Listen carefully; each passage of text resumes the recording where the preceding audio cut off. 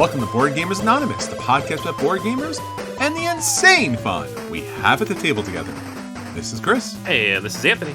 And this is episode 489, BGA 11th Anniversary, our best of the last year.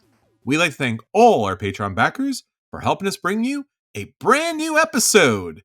All right, friends, we're back again, and we are talking about the best of the year because it's been a great year. It's been, Anthony, our 11th year for BGA. All those years. 11's a long time. It's this podcast. I say this every year like it's a joke, and it's not really. This podcast is almost as old as my child. But this year, it feels like a child. It does. And this year, my child turned into a teenager. So that really makes it feel old. So when we started this podcast, he was a toddler. There you go. Yeah, when this podcast turns into becoming a teenager, we're in trouble. I'm just saying that right now. Yeah. You guys got 2 years, maybe less. We're going to have an existential crisis. Podcast doesn't want to talk. Podcast doesn't want to, publish on time. Podcast throws fits, things like that. Yeah. Podcast goes for a long walk and forgets to tell you where it is. This is its curfew and then doesn't eat dinner. Goes through a rebellious phase, just reviews video games. Yep. Pierces its ears and dyes its hair. That's right. Well, it's been 11 years for us. Our 11th year anniversary, give or take a couple of weeks. And it's been a long road, as you mentioned. And it's been a fun road. And we've obviously accomplished a lot of things this year. And it's been all thanks to all of you out there who are listening. So if you're in earshot of this podcast, whether you're a listener, a family member, a friend, a supporter, a Patreon backer, again, our gratitude to all of you for making this happen. 11 years is no small accomplishment. It's honestly taken a lot of effort, a lot of time, and a lot of money. And it's all been worth it to connect with all of you out there and bring more tabletop games out there, but especially and most importantly, bringing more people to the table. And I love that the fact that BGA has always been promoting that message about welcoming people to the table. Whatever your background, age, orientation, nationality, gender, whatever it might be, it's a large table, it's a great hobby, and we want everyone to participate. So on behalf of us here at BGA, thank you all out there, because I know since you're listening, you believe as we do that everyone's welcome at the table and that we're always saving you a seat. And we know that you're saving other people a seat out there in the world. So much gratitude and thanks from us. Yeah. Y'all are awesome. Thank you. Yes, absolutely. And we're so proud to have you here for this episode. So we're going to be taking a way back look over the last year, letting you know all the great stuff that's happened and sharing some memories along the ways, of course. And of course, we want to get this out there. So please do share the podcast. We don't talk much about the social media stuff, but it does make a big difference. So any creator, any media people, any journalist that you're listening to out there, please share, like, subscribe, support. One of the things I wanted to bring up, just because we've been doing this for so long at this point, is you may not know, you may be a new listener, is we've had a YouTube channel, I think 11 years, right? Give or take 10 years. It's pretty close to when we started this. Yeah. Yeah. And there's a lot of content there, and the podcast especially is all there. And I think that's hopefully a unique gift to everybody out there. Now, maybe you, like many of us are out there, only listen to the podcast on whatever podcast player, you like, because you're at the gym, you're in the car and stuff like that. And just listening on YouTube is not ideal for you. But a lot of publishers, creators, designers out there do look at those numbers, and those numbers do make a difference. We don't really push that way too much as far as YouTube. We're a podcast, but we have done a lot of videos over the years. The podcast is all up there. We have about 10,000 people out there who are listening to this episode right now, but currently we only have 837 subscribers on YouTube. So I would like to ask all of you, if you have not subscribed yet already, please do. So much so that if we do hit 1,000 by the next episode, I will, randomly pick somebody from that, subscriber pool and send you out a game of your choice from a list, because it does make a big difference for us. And we don't talk about this too much. It becomes just, blurs because you listen to so much other stuff. It's just like, yeah, I'll like and subscribe. It does make a difference. It does help. And again, since we've been doing a podcast for so long, 10,000 plus people, and yet the YouTube looks very small. Like, I get it, but please do. It helps us a lot. And especially if you haven't already, please check out our Patreon account. Incredibly affordable, and so much content, so many extra episodes out there, and so much of a wonderful opportunity to connect with the BGA community. Patreon.com/BGA. Again, a little bit goes a long way for us, and it makes such a difference for us to be able to reach out to new people, new publishers, new designers, bring new games to the table, and to hopefully increase the participation at your own game tables. Heck yeah, man. And you glossed right over that just little nugget in there, giving away a game. So we gotta put the bright flashing lights up there. Just Sure. so don't miss out, everybody. If you are not on the YouTube channel, you're not subscribed, you are not entered into that contest. Yeah, it's a good time to get people to the table. So if you have people who are maybe just like getting into tabletop gaming, again, we have 400 and 89 episodes up there. Plus, Anthony's done a ton of different videos over the years. Anthony and I have done a bunch of videos. We did BGA Live. There's a whole bunch of stuff up there, and we're just going to focus on YouTube right now. But again, however you share us, it really means a lot, and we're really thankful for it. So stick with us. There's a lot of stuff to come. All right, Anthony, that's everything that's going on with us. What's going on with our friends out there? What's our question of the week? All right. So we thought, hey, let's ask everybody what they thought their number one game experience was for the past year, because that's what we're talking about this week. Is our favorite reviews and acquisition disorders and features and just general gaming, experiences for the last 12 months.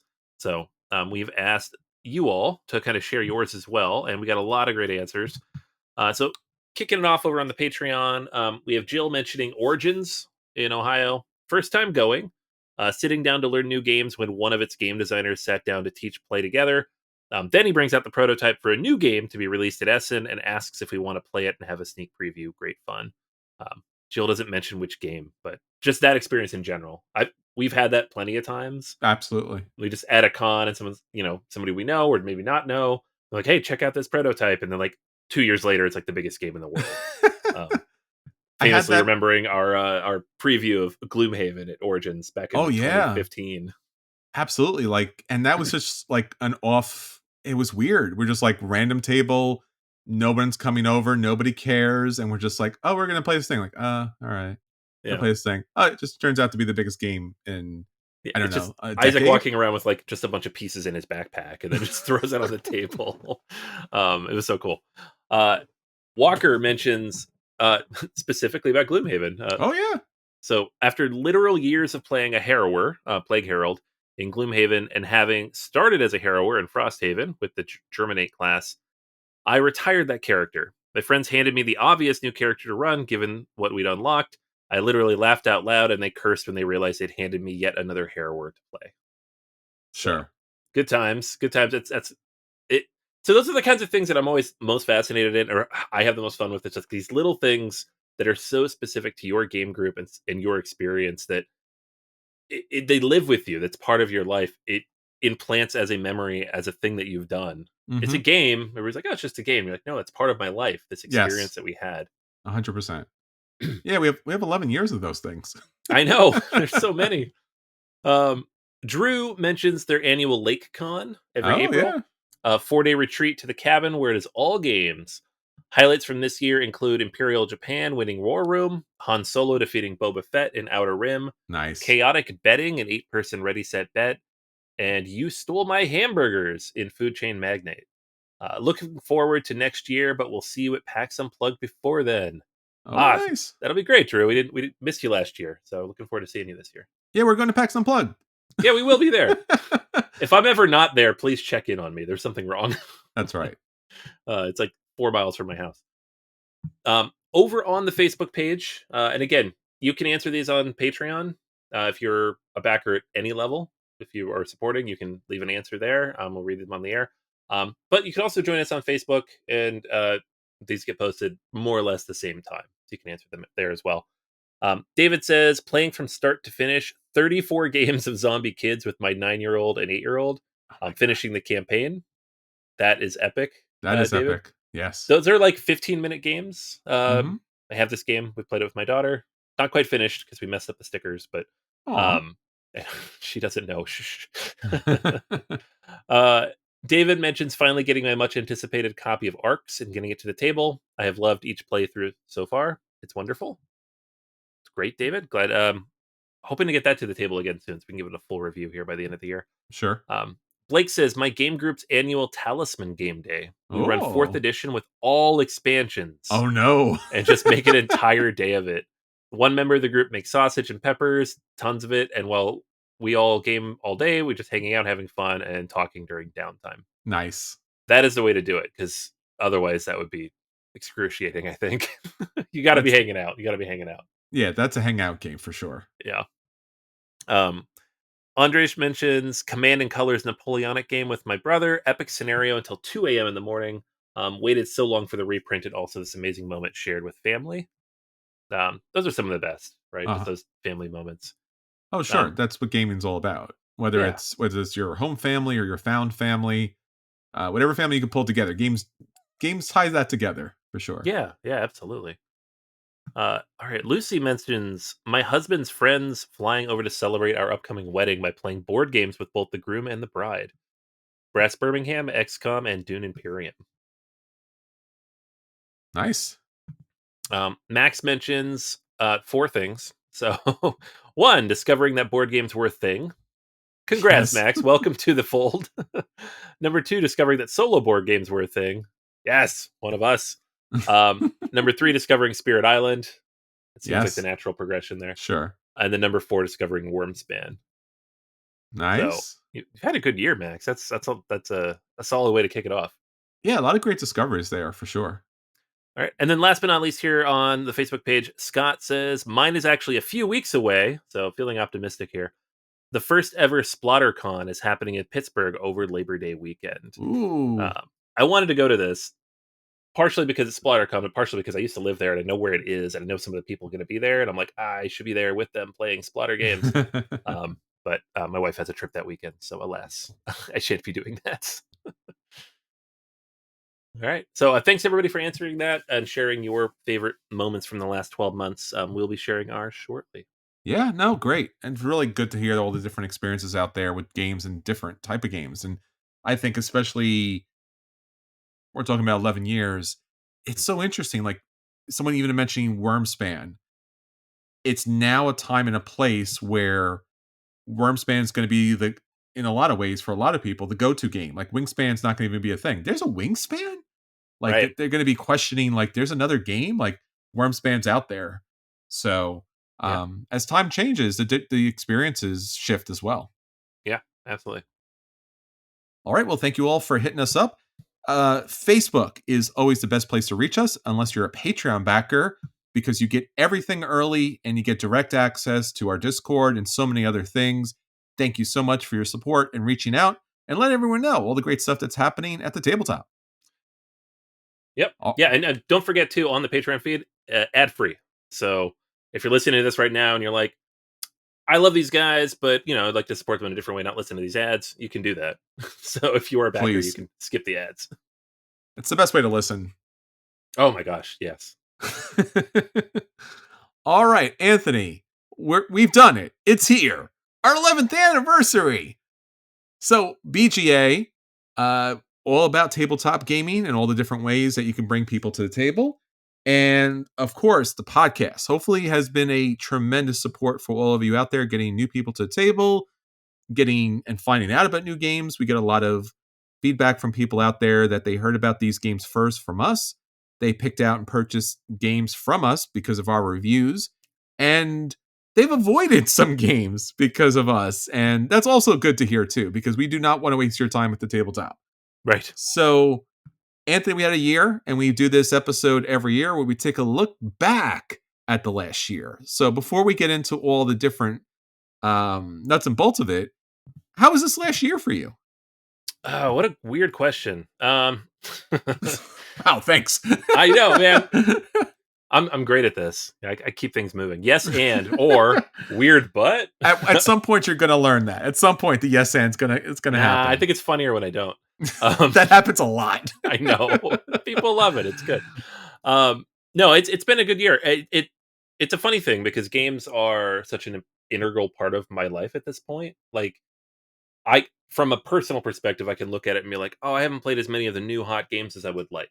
But then I think I taught multiple classes about board games, and I've gone to conventions with my children, and I play games with my daughter multiple times a week. Like games are just a core part of my life now, and it wasn't always the case, right? When we first got into the hobby, we had the podcast. Obviously, we played games a couple times a week, but then other stuff was going on, and now it's just like if I have free time, it's something game related. If I'm going out visiting people, it's game related. If I'm teaching a class, it's probably game related in some way.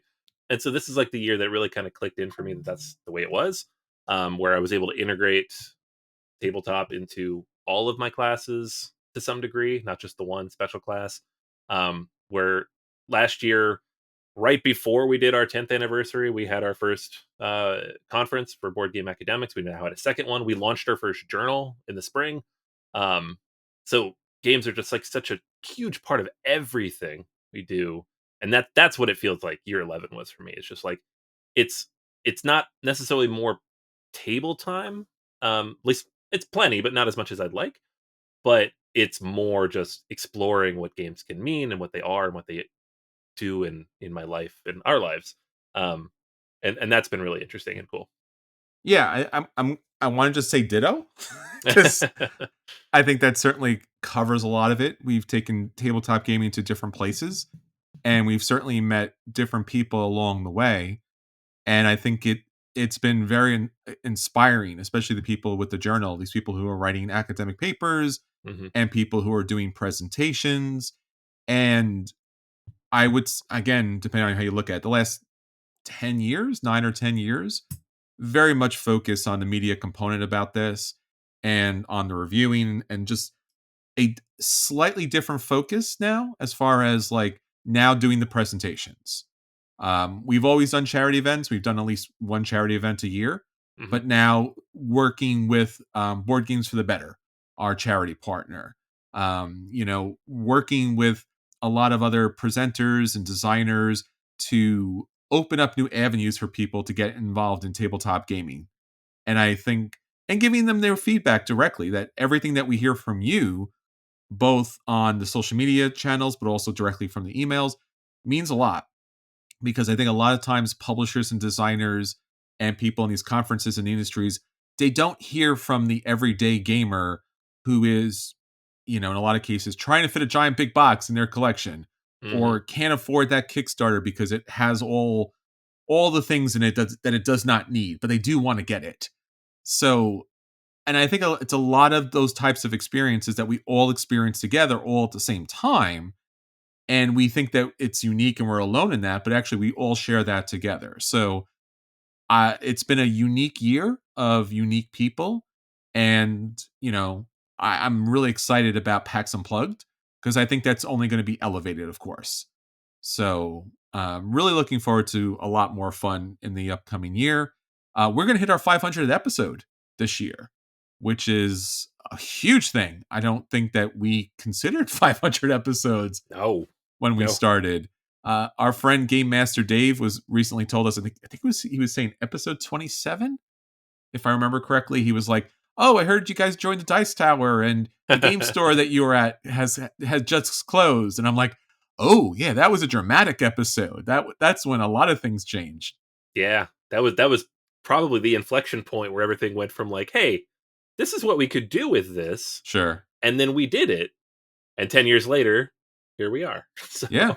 I mean, initially we were very much focused locally and trying to support friendly local game stores, and obviously went global. and our audience expanded exponentially, and just serving those friendly local game stores, designers, publishers, especially small independents, and bringing new gamers to the table. So it's an adventure. It's a great adventure. And we're so glad to have you along with us. But Anthony, before we get into the nuts and bolts of all the fun stuff, let's do some of the usual stuff. Let's talk about our acquisition disorders. All right. Yeah. So let's take a step back, and maybe this will be on the list next year. I don't know. Ooh. Yeah. Like I never know what acquisition disorders I'm going to pull forward from the year. It depends. It depends on what was good and what wasn't. Um, my acquisition disorder this week is a new game coming from Board and Dice that they announced not too long ago, but it is called Minos: Dawn of the Bronze Age, and I'm a big sucker for any kind of civilization game. Just the theme in general, just anything antiquity, I'm a fan of, right? So, you tell me we're playing a game about building up the Minoan civilization on ancient Crete, and I'm like, cool, I'm in. I don't really need to know anything else. Like, That's how does it. the game work? I'm like, I don't know, it doesn't matter. Like, but it has some interesting pieces going here. Like there's a bit of drafting, there's a tableau building, there's the ancient Greek mythology. Um, it beautiful design. Board and Dice continues to maintain that art direction adjustment that they made last year. And their games are really reflecting that. Like it's colorful, it's bright. It's got kind of almost a pastel-y look of a Tool design, like with that lavender on one of the game pieces, and it really makes everything pop and stand out in a way that's compelling visually. Um, in terms of gameplay, I obviously we haven't played it yet. It's acquisition disorder. It's not like on um, crowdfunding or anything, so we don't have like in-depth, lengthy things to watch through. Although I know you did watch one of the videos that I haven't gotten to yet. Mm-hmm. But we have dice drafting, and we have programming, and we have civilization building, and all of that together is something that I'm very interested in. So Board and Dice's big releases of the year tend to be interesting. They tend to be good. Even if they're not great, they're fine, right? There's been some over the years that I would consider disappointing, but not bad.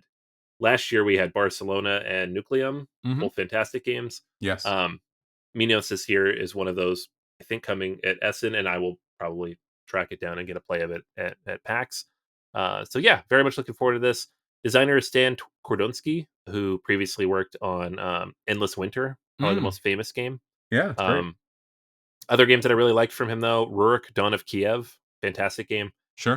and Old West Impresario. So it all things point to this being good. Hopefully it is, because sometimes the slightly lighter weighted civilization games don't do it, but it just doesn't look light necessarily. They just maybe you're dumbing down the mechanics in the description a little bit. Yeah, I think from the looks of the player boards and the map, it seems certainly that there's a lot of really good interactions, and I think that's essential for a Civ game. Mhm. And I think a lot of Civ games don't do that really well Right. in kind of a meaningful way. So as you said, the presentation and the artwork and the graphic design look great. And Board and Dice, I mean, they're one of our best publishers out there right now. Mhm. You get a very good value for the game, and they know their stuff. Their games are nice and clean and sharp. So yeah, really looking forward to this. Anytime you get a good Civ game out there, all the better. Yeah, and one last thing on Board and Dice, their games are almost always a reasonable price, Yes, right? They don't go through crowdfunding. They're like $50 to $60. Like they're not charging you $100 for this game, despite the fact that the components look solid, they right? could. Yeah, They could easily charge $100 for this. We didn't say that openly. yeah. If you're listening, Board and Dice Please, people, please don't do that. please don't. I really like that I got a copy of Nucleum for like $48. But yeah, it's one of the few companies. Them and CGE are like the last ones standing. Yes. We're like, no, we're not going to gouge our customers. We're going to be confident in our games. We're going to develop them well. We're going to publish a lot, print a lot of copies, and we're going to sell them at a good price. And they do that, and we appreciate it. Yeah, and they're not it they just fit. Like Yeah, it's a good amount of game. The base game, it doesn't feel like overwrought. It's not obtuse. It's you can get it to the table. It's a good medium weight game. That's their kind of lane is medium weight, I would say, more yeah, or medium less. heavy. Yeah, Yeah. Not a splatter. Let's be careful. No. Depending on who Well, you're that's talking just to. that's just heavy, man. It's Yeah. fine. So no, I think they did a great job. Yeah. I have a good acquisition disorder. This is a relatively new company. This is their second game. This is Pink Troubadour. The name of the game is Galilei. I'm sorry, Galileo Galilei. Uh, you might know him. He did a thing about astronomy. So this board game is all about astronomers in the turn of the 16th and 17th century in Europe, and they are now looking to the stars, and these astronomers are using more or less for the first time telescopes to see these celestial bodies, and are recognizing these, charting these, writing up papers based upon their observations, uh, assessing the different constellations and the planetary movements. So if you like space, I'm a big space fan. The artwork here looks great. The planets look really beautiful and dynamic. I love the constellations here as well. But what's really fun about this game, there's two elements to this game.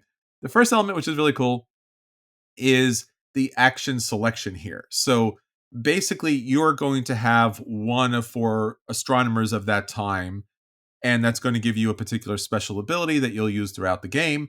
But really, what kind of kicks it off is, other than the typical, player board and stuff like that, is you're going to have your own telescope, and you'll be able to move the telescope 1 to 3 spaces. And depending on the movement of the telescope, it's going to show, like, it's going to point towards some place in the night sky, and that's going to allow you to take a particular action on that board. So you take that action, and then you have to move it to the bottom of the board again so it can come up again. So you almost use this telescope almost like a rondelle, because again, it's got to move forward to move back around and stuff like that. And it allows you to take different actions on the board to observe, to be able to, put together a particular constellation. And then it uses dice, because in order to be able to observe a particular constellation or a planet or a comet, you have to be able to roll dice and then mitigate the dice to, I guess, match the certain coordinates in the sky. So there's some dice rolling in the game as well. And then after you do all of this wonderful observation and scientific analysis, and you write the papers up and everything, you got to deal with an inquisition.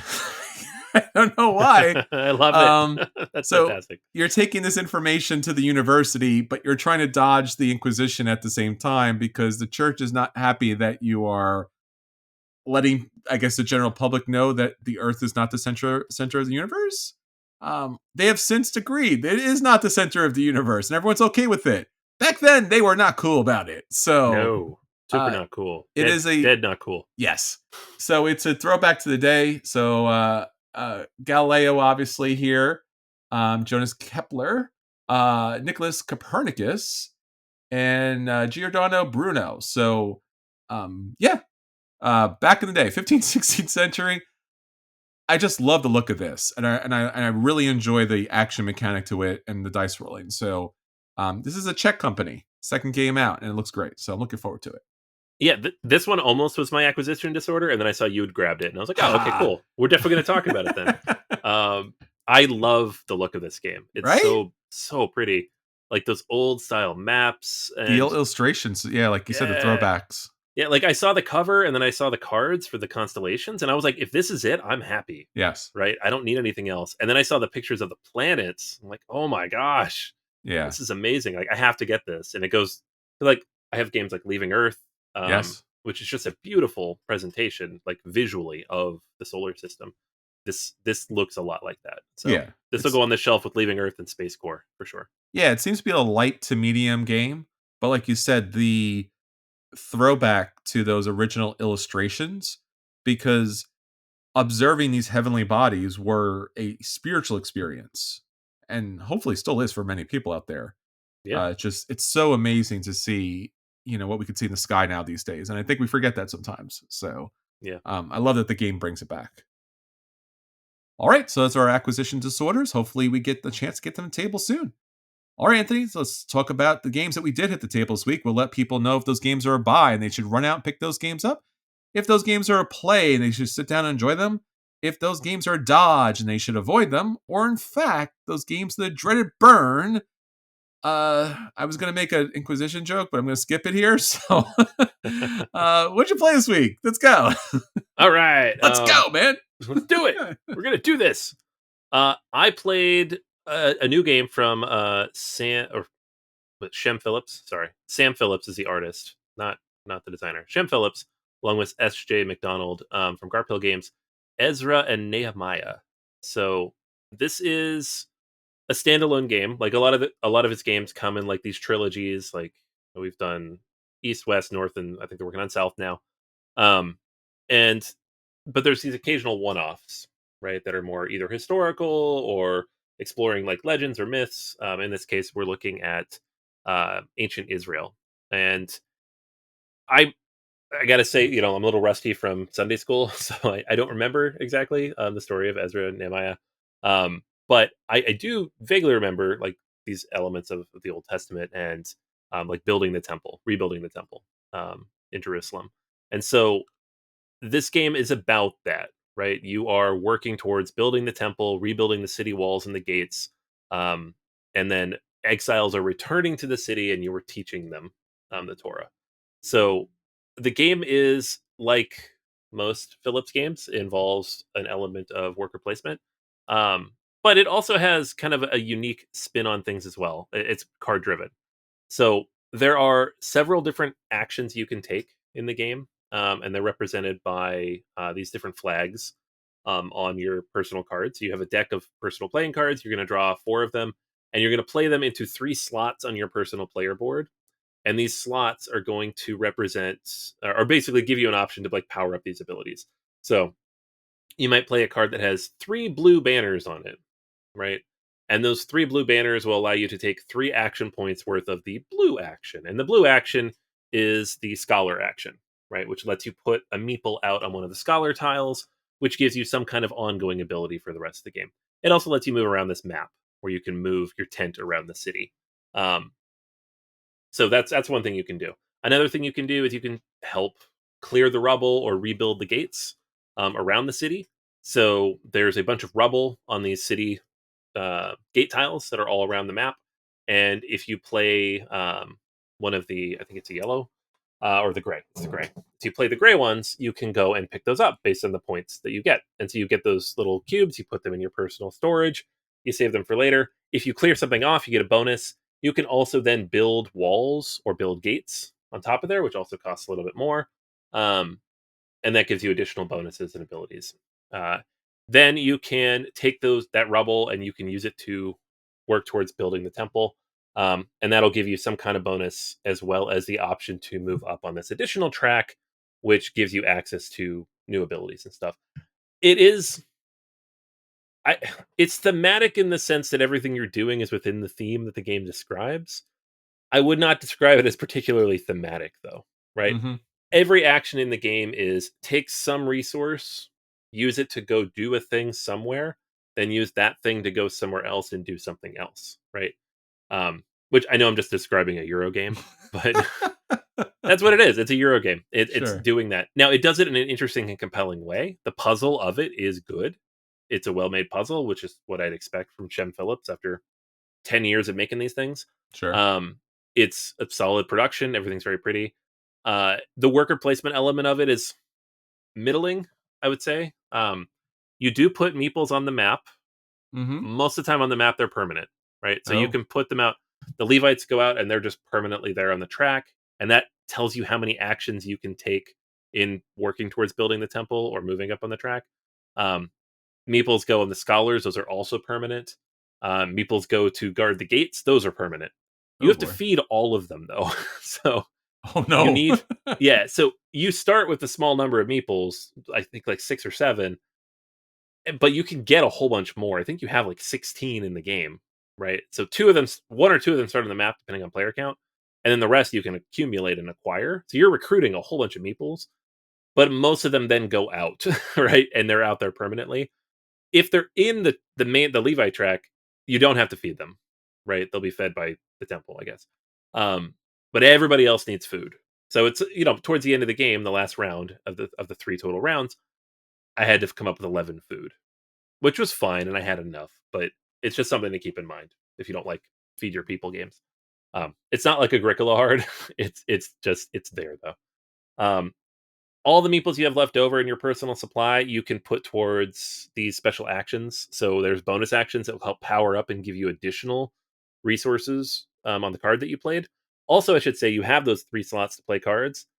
If you play one with 3 points of blue, and then you play another one with 2 more points of blue, the second action you now have 5 points of blue because you just count up all of your visible blue. So you also will have extra cards that you build up over time because you're going to save a card at the end of every round. Mm-hmm. I know I'm being a little abstract with this, and it's just the game is kind of abstract. Yeah.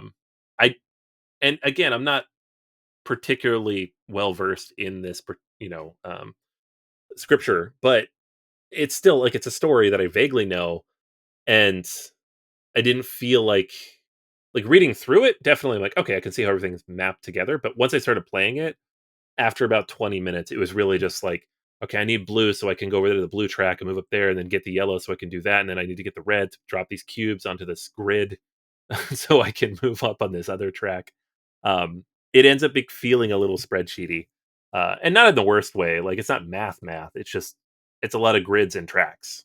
So take that as you will. I think it's a little overwrought for what it is. I think one of our listeners kind of wrote in saying this to some effect recently of, you know, complexity in games is not always equivalent to quality in the game. So, Sure. and that's been seen in some of Phillips's recent games. They're all good, but they're getting more and more complex. Like if you go back to Raiders of the North Sea, his first game, very streamlined, very straightforward. And the further away we get from that, the more kind of not convoluted, but just like there's more stuff going on. Mm. Um, so, and that's just kind of what this feels like. There's a lot of stuff. Um, all of that said, I did enjoy it. There's a good little puzzle in here. Um, I look forward to playing it solo. I'm gonna give that a go because I think the solo puzzle might be compelling, although I haven't done it yet, so I can't speak to that. Um, and again, visually, it is compelling. I like the artwork. I like how everything pops. I like the kind of careful consideration of those resources and how you're going to use them. I will say that getting food is really not that hard, and getting the coins that you need is really not that hard. They kind of just appear. Um, Various actions give you resources for doing things, and I was and at no point did I have to stop me like, how do I get money in the next round? Like it was, I always was able to find something. So um, it's not a particularly like tight game in that way.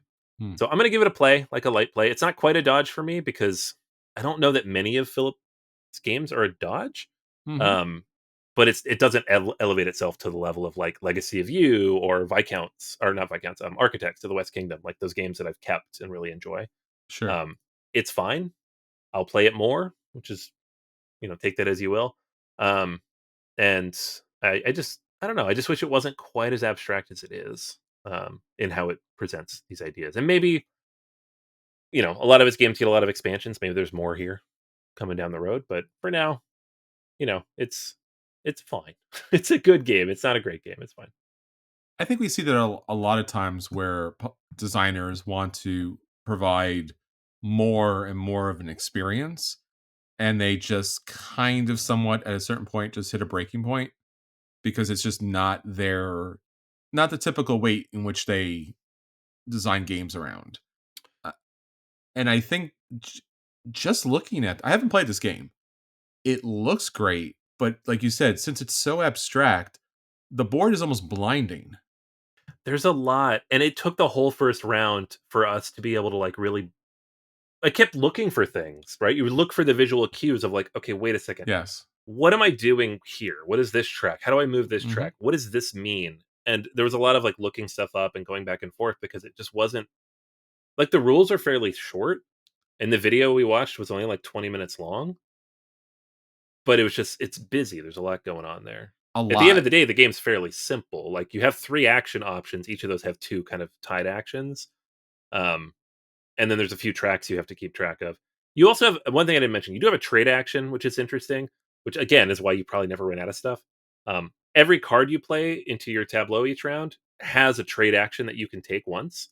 And so that gives you a lot of flexibility. These trade actions let you buy resources or buy workers or trade resources for money.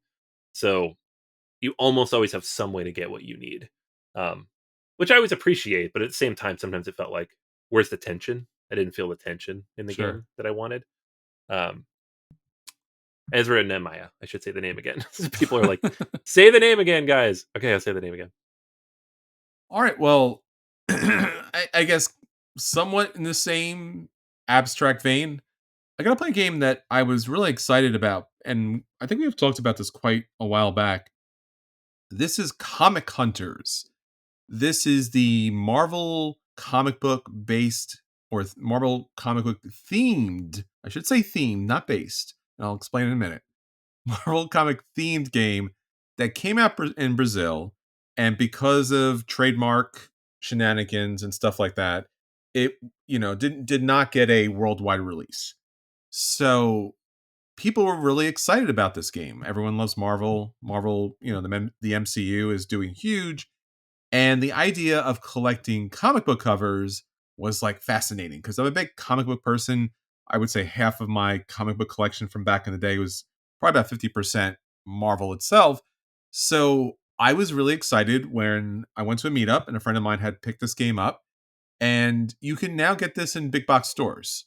So this came over in part because of Tom Vassell from the Dice Tower and Arcane Wonders, who he works directly with, and Spin Masters, who produces all I think the Marvel United stuff, right? The Yep, United kind of stuff. yep, So yep. I think that they had the IP negotiation stuff already somewhat laid down as far as the contacts were concerned. So I think when Tom Vassell said, "Hey, you should get this game," Arcade Wonder was like, "Yeah, we could do that kind of thing." And then they brought over Spin Master and like, "Oh no, we have the legal connections and stuff that we can make this happen."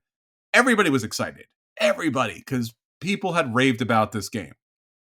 Now, the thing about this game is, yes, it is about collecting comic book covers, and it is the actual, picture of the comic book cover on a small card. And that is 100% where the theming ends completely.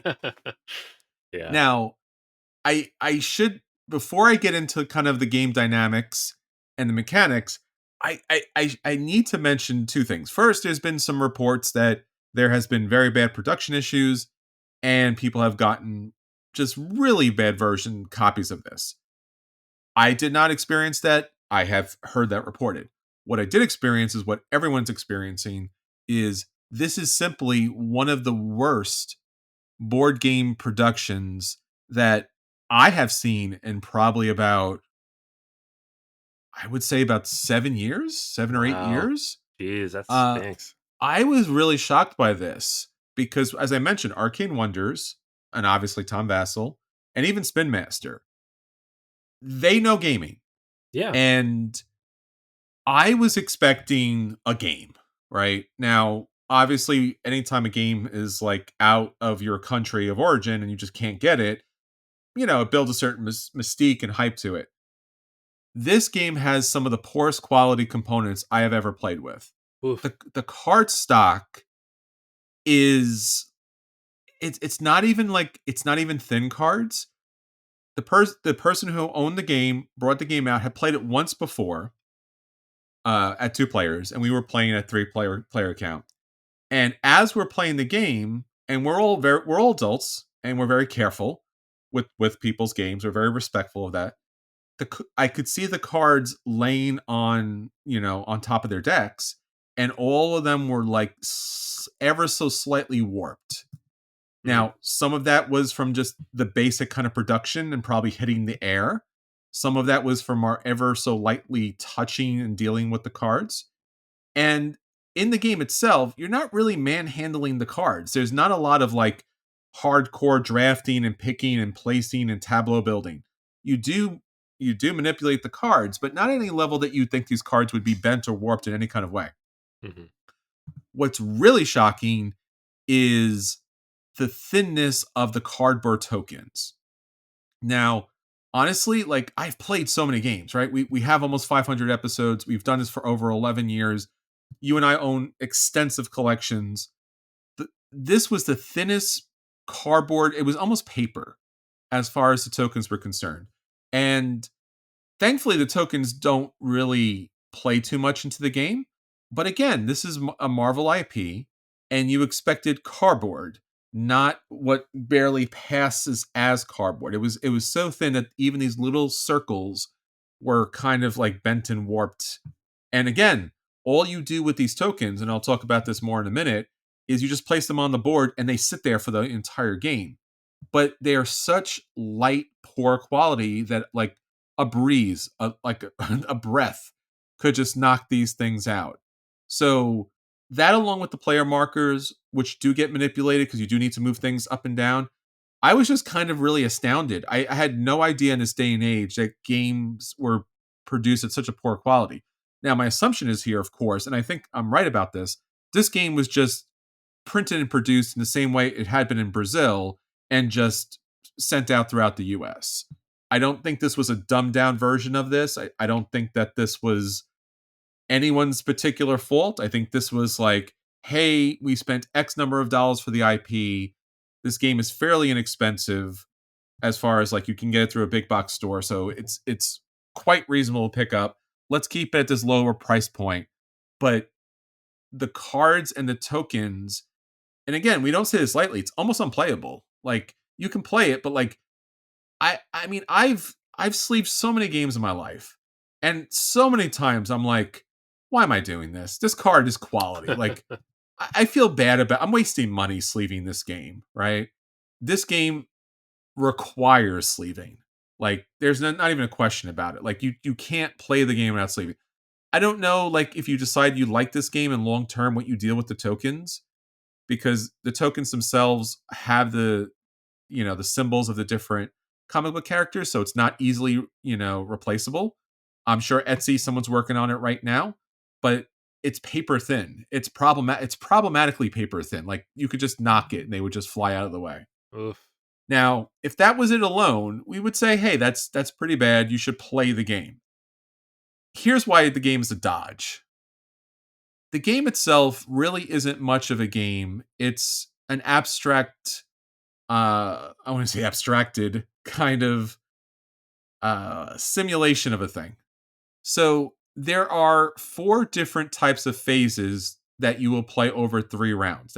All 4 phases don't happen in each of these 3 rounds, but you will do all of these phases at certain points. So one of the phases that you could do is what they call like you go to the store. Basically going to the store is, I believe this, you get 4 cards and you're drafting. So you get the 4 cards and you take a look at the board. And as I mentioned, those little paper tokens that are on the board denote randomly selected, which of the different comic book heroes are more valuable than each other. So the board will show you like this token, like, hey, Thor is worth the most, and then Spider-Man's worth the second, and so forth and so on. So obviously you want to take the stuff that's worth the most. So you have 4 cards, you draft 4 cards. A 4-card draft is not a thing, is like, it's not enough drafting to be meaningful or purposeful, right? 4 cards go like instantly, like the snap of the figure, 4 cards are gone. Most drafting games, at the very least, is 7 cards. Mm-hmm. Because you want to be able to see stuff that comes back around to you in a meaningful way. So you want to be able to build up a combo. 4 cards that you're drafting is not a combo. There are a number of different symbols. 1, 2, 3, 4, 5, 6, 7, 8. There's 8 different symbols. So you may not see 2 of the same cards because it just comes from a deck of a lot of cards. So it's just like, why I just pulled 1 or 2 cards of a thing. It doesn't match up to anything. So that is not at all the experience of going to a game store, or I'm sorry, comic book store, right? Drafting 4 cards, not thematic at all. And even the mechanic itself is not fun because it's 4 cards. So, okay, so maybe as I thought, like maybe this is just a kid's game, right? Like, look, it's comic book covers, it's a kid's game. 4-card draft is nothing. Now, that's where it gets a little weird because the next possible, action phase that you could take is a flea market. Now, the flea market, again, if you've ever been to a flea market in comic books, right? People are selling things. This situation is basically I guess you would kind of say somewhat of a press your luck situation. Someone places the cards out on a grid, right? You place one card, they decide where the cards go out. So they're going to have four different rows to place the cards out. There's no board or anything where these cards lay, you just play them on the table. So the person who's putting the cards out has a lot of power. They decide where the cards go on the particular row and column. So they might decide to stack a certain thing in a certain way. And then you as a player, at some point, you will decide which row do you want. Now, the maximum number of cards per row is 4. But you might decide, look, again, Thor is worth the most amount of points. I see 2 Thor cards come out. I'm going to take that row before anyone else can take it. Or again, you might decide you want to take the 4 cards because the cards in this game, which talk about in a minute, are also the currency to be able to play the cards to your particular tableau. So there's a little bit of a press your luck as far as what's valuable to you. But again, you don't have really enough cards in your hand or in your tableau to make a big difference, at least initially.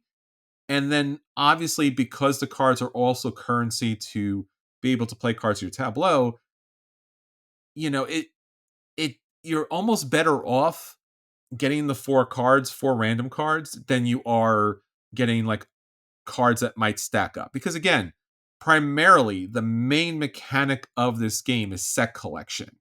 So you're collecting comic book covers and you want to collect a large number of the same type to score as many points as possible. There's other ways to score, which I'll talk about in a second. But that's the flea market. The third step here is the auction. At this point, cards go out on a row, and there's a 5 row, there's 2 4 rows, and then there's a 3, a small row. And then each player will, say, I will pay 3 for that row. Anthony might come back around and say, I'll pay 5 for that row. And then, of course, it's an auction. Someone will eventually stop, and then you'll take that row of cards. No one really wants the 3-row cards again unless it has something that you want. But again, it's an auction. It's a little bit of an odd auction because there's a 5, 4, 4, and a 3. It's not like you're auctioning off individual cards. You have certain currency that you'll be able to play off of, and you're going to be doing that action phase twice. So you start with 15, and then eventually whatever you have left over scores this point. Finally, and most confusingly, the convention. This is another weird kind of grid system in where you lay the cards out. I think it's 5 by 5, 5 rows, 5 columns, and you leave an empty space in the middle. And then on each player's turn, they're going to move one of the cards over to that empty space, and then they're going to pick a row or column of cards that match that particular superhero. You'll take all of that type. You do that twice. Why that is a convention, I don't know. Doesn't make much sense. And definitely in this game, depending on the play order, it matters more or less. Throughout the game, throughout the 3 major rounds, you're going to be assembling your collection. Again, I mentioned this earlier. The cards themselves have a picture of the comic book on it that's unique. Then they have symbols on it. So it could have, the superhero symbols. And then they also have other symbols, which I'll talk about in a second. But on the other side of the card, the card could be a 1 or 2 or a 3. So to play the cards into your collection, you have to pay using the other cards you've collected. So you're paying for comic books in your collection. So all these cards that you've drafted and pulled together are not your cards, because to be playing your collection, you have to give up other comic books, so to speak. And then finally, once you have your collection together, obviously you're going to look at the different set collections, the size, the variety of comic books, and score points. There are other symbols that are, randomly assigned for that particular game, and certain symbols will score additional victory points. Those victory points will be counted based upon how many of a symbol you have. So you might see a symbol for the number 1 issue. It's the first issue of this type. And then there'll be a number below that says 1, 2, or 3, and that's how many points have you score. Comic Hunters. I tremendously disappointed by the production, by the actual gameplay. none of it really connects. It was a disappointing game throughout. I love the comic book covers. They're actually the pictures of the covers. It's a small card, and there's a lot of symbology on there, so you don't really get a full feel. It'd been nice if they were like tarot-sized cards, so that you could get a really big picture of the cover, and the symbols wouldn't be so predominant. But they are here. So again, I mentioned it. I'm just a little heartbroken about it. Comic Hunters gets a dodge for me. Well, that's a shame. Yeah. That was my acquisition is sort of just 2 weeks ago, so I guess I got to go back in time and take that one off. It won't make your year 12 acquisition disorders. No. Preeminently booted. Yeah, it's kind of a shame. All right, well, that leads into our feature review. Our feature review this week is our best of the year. We have a great list for you. We're talking about our acquisition disorders, our at the tables, and our feature. We're taking a look about all the episodes and the little, the shine. There's a lot of shine in this last year, but there's a couple of things that we want to, mention about this last great year, and hopefully it inspires you to go back to these episodes. So, Anthony, let's talk about your acquisition disorders. Any highlights for the year? Yeah. So I pulled out 3 just real quickly for very different reasons. The first of these is Mage Knight, the Apocalypse Dragon. And so the reason this one jumped up for me is Mage Knight has been around for over a decade.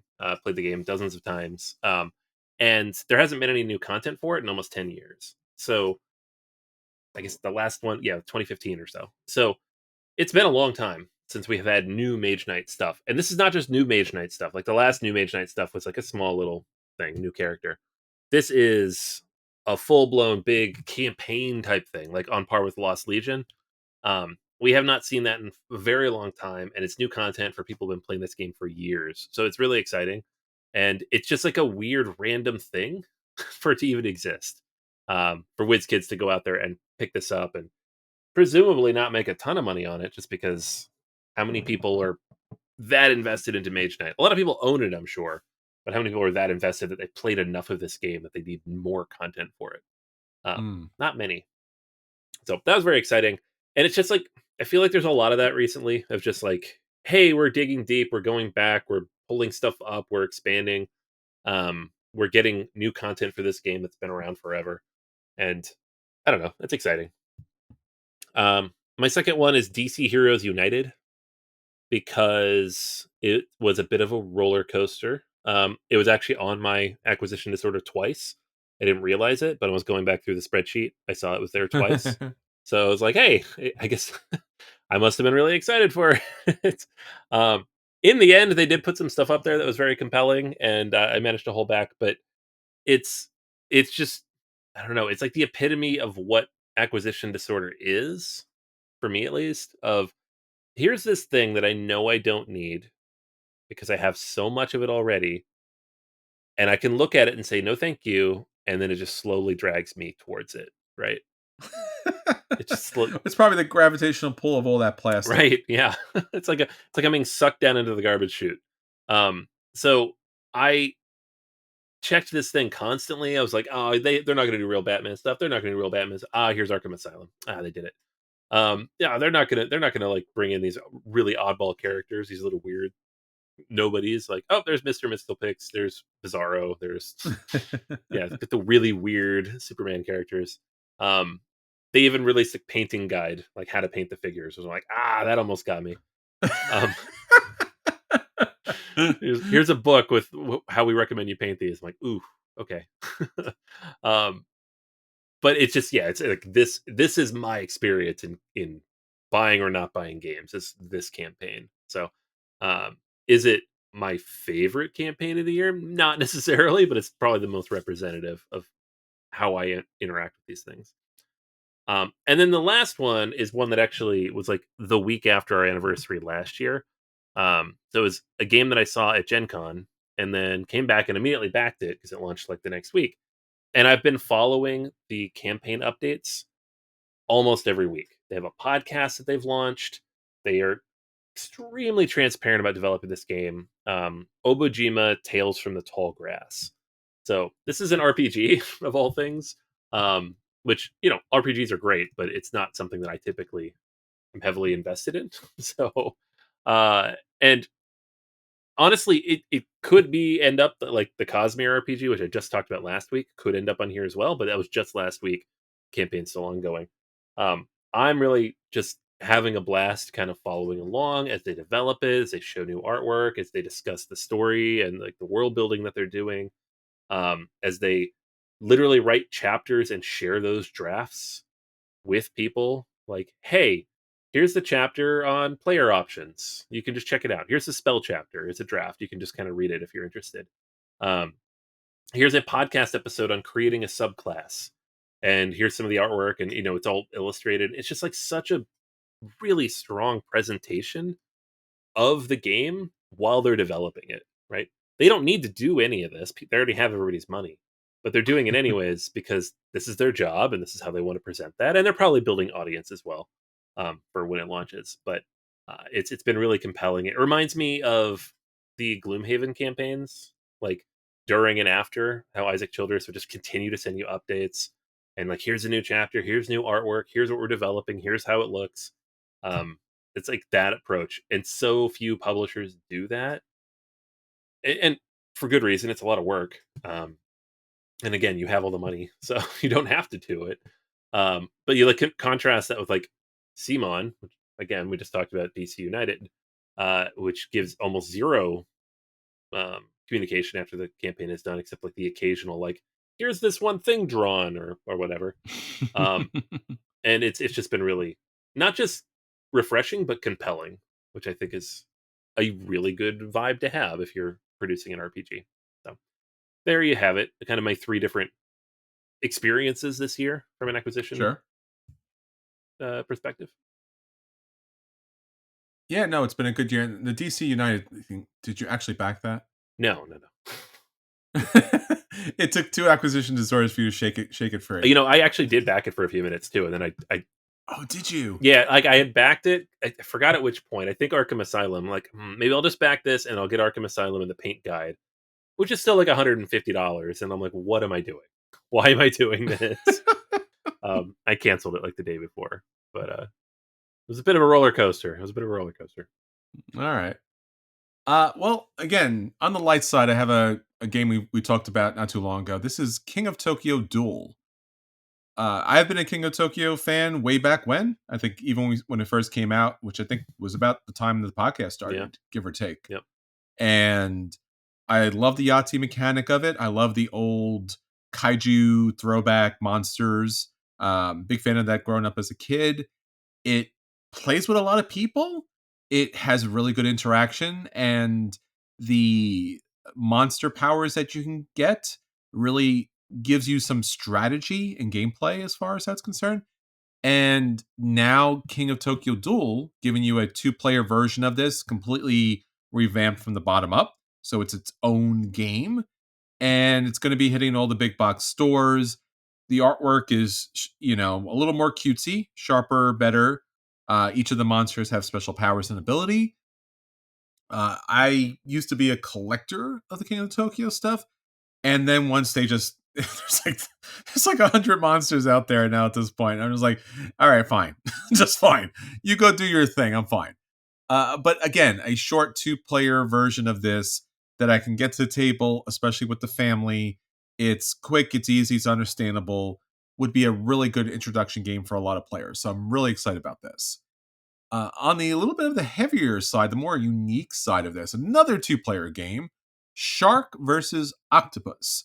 This was one of my acquisition disorders I was really excited about. This was on Kickstarter. Beautiful production, asymmetrical gameplay. It's a wonderful idea about the octopus playing hide and seek and laying down traps where the shark is chasing after you, doing dice rolling. Really fun, different kind of concept, beautiful production. So can't wait to see this at the table. So yeah, that's my 2 acquisition disorders. Anthony, what about your at the tables? All right. So I actually was surprised because we talked about what the year meant to us, and there's a lot of different Yeah. things that happened. Oh yeah, But in my head, definitely. I don't think of like, oh, I played all these amazing games, like played a lot of great games, but it wasn't like that kind of year of like Sure. game after game after game. But looking back through my review list, I'm like, actually, there's a few here that really stuck with me. That Good. I spent a lot of time with, which is why I put them here. So the first one, I rather famously spent 3 weeks of my at the table um, discussing Yeah. Voidfall. So Sure. if you go back to last fall, if you want to listen to those, I got the game, punched it, and I spent about a week learning it, and so then I talked about that. I played it once over the next week, learned the game and played it once, talked about that, and then played it a couple more times with some solo play, and then talked about that again in the third week. And I don't think I've ever done that before. I know we've gone a circle back to games in the past and discussed them kind of, hey, we got back to this game, or we didn't like fully review it, and now we are. But this was like the first time I was like, this is going to be a multi-week experience because I don't have a lot of time, but this is the game that's on my table, and I'm not removing it from my table until I play it. So that's what I did. um, so my at the table was a month long, and the game itself was fantastic. We talk about games being overwrought, too much rules, too much complexity. This is that. This is the epitome of that. I wouldn't recommend this game to most people, but when I broke through all those barriers, through all the chaff, got into the systems, it is deeply thematic. It is very, functionally engaging. It's a great puzzle. I had an absolute blast playing this game. The problem with it well, there's two problems. One, the box is enormous, so I can't play it anywhere else. You got to come to me. I'm not carrying this box anywhere. It's just not happening. You heard it, people. Everyone's invited to Anthony's house. You want to play Voidfall? Please come over. And number two is it's been a few months now since the last time I pulled it out and played it, and I'm like, I think I need to read the rules again, and I don't want to, right? This is going to become another Mage Night for me, where like I'll pull it out every year or two and have to relearn the whole thing, and then I'll leave it set up for a month and play it a few times because that's how chunky it is, and that's how difficult it is, and I can't really keep that complexity of rules in my head Mm-hmm. with all the games that we play for that long. It just Oh, sure. it flickers away eventually. So it's a monkey's paw for sure. I want a brilliant, fantastic Euro game set in space. Here you go. I can't remember the rules. Yeah, well, gotta do it again. So that's Voidfall. Uh, the one from this spring that I really latched onto was Slay the Spire, the board game, and this is one that I did not originally back. I kind of was lukewarm on it based on the Kickstarter. I was like, I just don't see how this could work. But the early reviews were like, and most Kickstarter early reviews are glowing. That's just how they work. But they were like, no, it actually works. No, but seriously, they figured it out. They made it work. And I was like, okay, I really have to see how this goes. I've played Slay the Spire for like 80 hours on the computer. I want to see how this actually works out at the table. So I did pick up a copy, like on a late pledge, and I'm really glad I did because the game was fantastic. And it's another game that stayed on my table for a couple weeks because it's got multiple layers to it. There's different ways to go. There's different difficulty levels, different paths you can go down, and that's just like with the solo play. The real interesting part of the game is the cooperative nature, right? Like taking that system, making it into a co-op, and making that work on such a fine level that the game is not necessarily better than the video game, but a good companion piece to it, right? Is on a level with that game, which was already one of the best games of all time in this genre. So, um, really glad I picked that up. Gave this one a buy as well. And then last but not least is the game that I've kind of spent the most time with this summer, Dune War for Arrakis. So this is one that I did back originally. It's designed by the pair behind War of the Ring, my favorite game of all time, and it's Dune, one of my favorite book series of all time. And so I was like, okay, this can't go wrong. It's Simon, so meh, but it can't go wrong, right? This has to work. Um, and the game came in like January, and it's just a difficult one to get played, right? It's a big box, it's a lot of stuff, it's hard to transit. Um, the rules are not complex, but there's enough going on there that you really do need a few hours to sit down and play the game. And so it just took a while to really make that work, to get it to the table, organize something, find somebody locally, and get the game played. But when I finally did and really dug into it, what a fantastic experience, right? This is just, it wasn't surprising necessarily, but I was worried because the War of the Ring designers haven't really done much else. The other games that they've done have been fine, not great. Like War of the Ring is almost anomalous. And they managed to take a lot of those systems and repurpose them and make it as thematic in this game. There's some elements I don't like quite as much as War of the Ring, but it doesn't. That's like saying you don't like a cookie as much as ice cream. Like whatever. Um, it's so it was it kind of ended up being like, yeah, maybe I wasn't playing an amazing new game every week, but I had these three really big experiences like fall, spring, and summer that kind of made up my year. So Voidfall, Slay the Spire, Dune, War for Arrakis. Those are like the three that really stuck out for me for the last year. Very nice. Well, only two games stood out for me, and for different reasons. First up is Age of Rome. This was a game that was hotly anticipated. It was beautiful to see on the crowdfunding, and I was amazed when it actually got to the table. And it was all about this really beautiful lazy Susan of a board with this clear overlay of this, Roman civilization that you're building up. And what you're doing is obviously you're gaining resources in order to purchase these different buildings to play out on your section of the board that will benefit you going forward as far as resources are concerned. And then at a certain stage, the lazy Susan board moves. So what was once yours and you were scoring at a certain point now goes to someone else. So now you have to anticipate what's going to be coming to you, what's going to be going back away from you, because basically you're playing across from one person. So it comes back and forth. So it's really, you have one opponent. There's other opponents in the game, but it's really that one opponent. There's some take that as far as the game's concerned, but really where the game shines is the building up of these different buildings as they keep ramping up, and then the pass and play that you're playing back and forth with the other opponent at the table. I enjoyed it. I did find and was not terribly surprised, and was an early acquisition to sort of way back when, that it was much lighter, or as light as I expected it to be. So while I did enjoy it, it was very much I'm playing tiles onto these different building sites and then building them up. Enjoyable game. I give it a play, I believe, way back when. But it was definitely an experience, and I recommend everyone utilizing it because I think it's something very different that we don't see games doing these days. Now, on the opposite side, beyond all the fancy, the fanciness and the production and everything, the opposite of that is a deck of cards.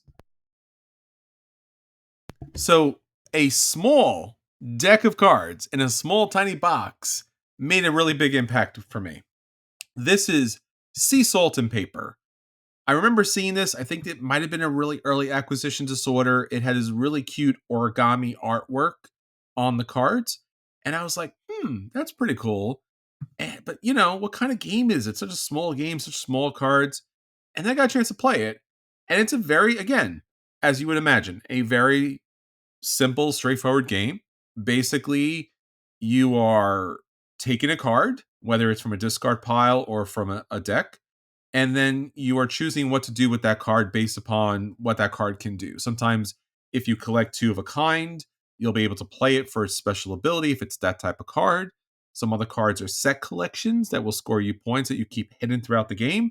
And some other cards will allow you to mess with the other players at the table. There's also the expansion, which adds extra salt. So it adds some new card mechanics. And there's mermaids in here that score additional points. But really, where the game takes off is there's this press your luck betting mechanic. So if you think you're ahead of everybody else, instead of just saying stop and scoring, everyone scores their points, you could say that everyone has the last chance. They all get to play an additional card. And then if you have the highest points total, you score that along with the color bonus.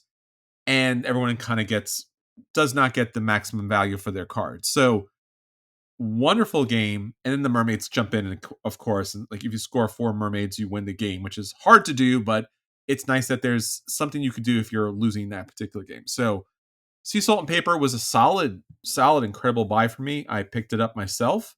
Enjoyed playing it at the table. Plays with a lot of different people. Very straightforward, small game as it should be. And the expansion goes along great with it. So those are my 2 big games reflecting about the last year. Yeah, that's a good one. I Sea Salt and Paper is one that I forgot about. I didn't review it, so I was like, oh yeah, that was an interesting one. They? Yeah. All right, Anthony, let's talk about your big features this year, those episodes that really stand out to you. Yeah, yeah. So the features this year, again, I have three, and the first of these was episode 439. We had on as a guest Jeff Gamble, who was one of the founders of the Longview podcast, and he joined us to talk about civilization games. Yeah, So, buddy. which just as a feature topic, it's not like our most creative or interesting or different, but we love civilization games, and me in particular, it's like one of my favorite genres. So it was a lot of fun just to kind of like geek out with somebody else about. And we love Jeff too. Yeah, Jeff was fantastic to have on. Like, Yeah. hopefully have him on again in the future. Um, and it was just a lot of fun to sit there and just kind of vibe on different Civ games, what works in them, what doesn't work in them, and like we talked about, for example, one of the more recent releases, Mosaic, and kind of our different experiences with that game. And it like encouraged me to go back and like bring some of these back out that I hadn't played in a long time, including Civilization, the board game, which I forgot I owned. It's like buried in a box somewhere in the basement. I'm like, oh yeah. So yeah, that was a lot of fun. Um, the other one that I kind of jumped up on the list for me was our last 10 best games of the year. So, and I didn't write down the number because I'm a crazy person. Why didn't I write down the number? It was always last fall. It would have been shortly after this, but we went through episode 444. We went through kind of our several last tens leading up to our 10th anniversary last year, Hmm. and so this was kind of the last one we did, um, leading into the fall season when we start talking about games of the year and all that stuff. And so we went through the last 10 years and we identified, some of the best games of those years, and then also looked at what we chose as the best game of that year. So uh, we talked about like, okay, so in 2019 we chose City of the Big Shoulders as our game of the year. What else came out that year? Could it have been any of these other games? Why not? And it's always fun to be reflective, to go back and look at, this is what we did and how we thought about it, and maybe we didn't play this one, but then we did. Did that change our opinion? And a lot of these stayed the same, and a lot of them did not. Right? There's a few years where like, oh well, we messed that one up, or that's definitely not my game of the year anymore. Like I don't even like that game anymore. Um, and it kind of helps show that a we are people whose opinions evolve and change over time. I know, Chris, we're people. Like people, I feel like often when we hear criticism online, you think of it as being quantitative somehow, like it's right or it's wrong, but it's not. It's a human being's opinion based on their experience with something, and those experiences will change. It doesn't make them a liar or poorly informed if 2 years later they're like, actually, I don't love that game very much anymore. At the time they played it, it was the best game. So I think that was an interesting conversation to have, and it was a fun experience to go through of just kind of evaluating and assessing these different games, and what still works and what doesn't work. You know, several years later in some cases. And then the last one I pulled was episode 454, and this one was great games we wished we liked more. And this one kind of led into the next week where we did bad games that we liked too much, which I also had fun with. But in particular, the great games I wish I liked more was interesting because we went through the top 100, 200 games on Board Game Geek, and we just identified games that are just generally beloved that we personally don't enjoy as much. And it wasn't really like we didn't want it to be an exercise in like bashing good games. Like, here's all of our hot takes. There was a little bit of that, but it was also just what about these games doesn't click with us? Why is that? How many times have we tried to figure it out? Like some of these games, like Wingspan, for example, I've played that game like 15 times, and still I'm just like, I don't know, right? It still doesn't really click for me. Or a game like Rising Sun, where I backed the Kickstarter and I have all this stuff and I love how it looks, and it just I can't get myself to enjoy the game the same way I do other games in that genre. So like walking through that, discussing why that is, how we got to that point. Again, it very reflective. So I guess for me, the ones that really stuck out this year, the more reflective, um, features. We could look back about our experiences and what we've chosen and why we've chosen them. And yeah, it was good stuff. Nice. All right, for me, I'm doing 2, kind of, but I'm really squeezing 4 in Yeah, here. So cheater. yeah, so and this was something that was mentioned from one of our listeners, Anthony. They really want us to talk about board game mechanics and how gaming utilizes some of the same, I guess, for lack of a better term, like symbols or technologies or things in order to play games, but utilizes it in different ways. Now, we have talked about this in different ways, shapes, and forms, but we gave our definitive list of board game mechanics, dice, and board game mechanics, meeples. So, episode 449 for dice and 450 for meeples. So, we took these 2 different components and we ran them through the best versions of the games that use those things in unique ways. So, and I think that's so interesting about tabletop gaming when you hear, oh, a game has dice or a game has meeples, and you're like, oh, okay, it has dice and meeples. You're gonna roll a dice and you do a thing and you move a meeple and stuff like that. In fact, the brilliance of all the game designers out there is that they use these meeples and dice in very unique ways. So we ran through all the different ways in which dice and meeples are used, and it was a lot of fun there. So those are 2 great back-to-back episodes. Another 2 great back-to-back episodes is something I love to do so much because I'm a big fan of board game expansions. So, episode 478, we talked about games that need an expansion. This is personally one of my favorite episodes throughout the many years. I think we talked about 2018, and then we talked about this in, I guess it was 2023, which we advocate for very good base games that are just simply missing something to make them great and imploring the publishers, please, please give us an expansion that just puts this game over the top, brings this game back to the table. It's essential. It's missing an essential element. Please bring these out. So we talked about the old list and especially the new list. And then on the opposite side, a really fun episode where we talked about publishers, no more expansions. And this is something we haven't done before, but I felt this probably more than anybody else on the planet. I love game expansions, and I just talked about King of Tokyo, and the completionist in me needs you desperately to stop. Now, sometimes that's because I can't possibly keep up with all of the endless numbers of expansions and promos and extra characters and extra cards and little modules and queenies and stuff like that. It's too expensive. It's too time consuming. You can't collect them all. You never feel like it's complete. And sometimes it's because all of this extra stuff is really honestly not play tested as much. Sometimes this is Kickstarter fault where they feel like they have to throw everything in and it just breaks the game. And now you're looking at like, oh, you could play one of the 12 different characters, but it turns out from gameplay, 4 of the characters are kind of broke. This one is way too weak versus the other ones, and this one doesn't work well with the other thing.